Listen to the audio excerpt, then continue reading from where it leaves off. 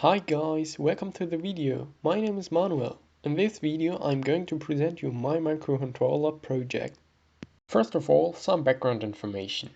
I'm studying at the FH Aachen. One course of study is microcontroller technology. The course is directed by Professor Terstege. We learn different aspects about microcontrollers, especially about the MSP432. At the end of the course, each member creates their own project. A library called Yet Another Hardware Abstraction Library, or short YAHL, which was developed by the professor, is used. It creates a way to more easily interact with the board's hardware components. In addition to the basic board, I use the educational booster pack MK2. My project idea was to develop a jump and run game. That means a player has to pass different platforms in order to complete a level. The game used different scenes, of course a game view, but also a menu was implemented, another view to display the instructions for playing, and at the end a game over view. The buzzer of the booster pack is used to create some sound effects.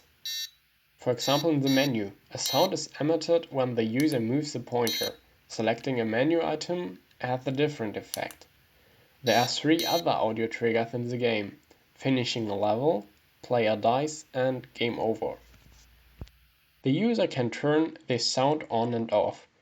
The instructions view can be opened by selecting the second entry, and the last button starts the game. As the instructions already showed, the game uses a joystick and a button. The player object can be moved left and right with the stick. By pressing the upper button of the educational booster pack, the player jumps. There's a little side feature at this point. A double jump is implemented. It is possible to jump one more time after leaving the ground. The user can use the stick to influence the direction of falling and jumping.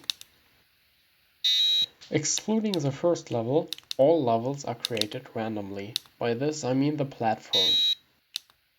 So the position of the platforms is in an area that the player can reach from the previous platform. But it is possible to fall through a hole. In such a case the player dies and one of the 3 hearts is removed. After dying 3 times, the game is over. Then the game overview is displayed. Here you can see a short video of the game.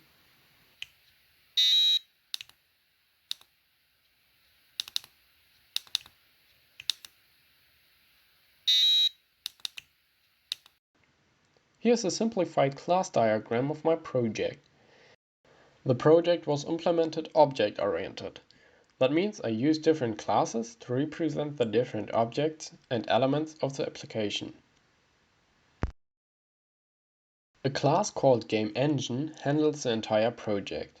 This class starts the menu at the beginning. The menu is represented by its own class with different functionality. After receiving the start event from the menu, the game engine starts the game. The player class represents the object of the player. Various functions are implemented, for example to move, jump or fall. It is possible to jump and fall to the sides.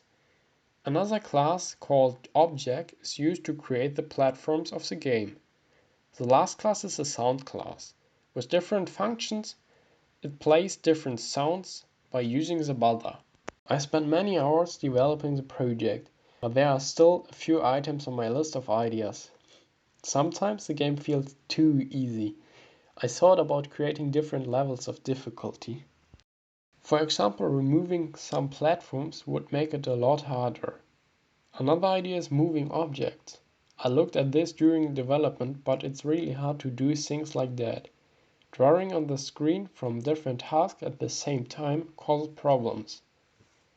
New kind of objects are also planned, for example coins, or enemies that the player has to pass through could be interesting. Those were some of my ideas, but I think it is possible to spend a lot more hours adding new features. At the end, I would highly recommend you to check out the interesting projects of the other students. Thanks for watching and goodbye.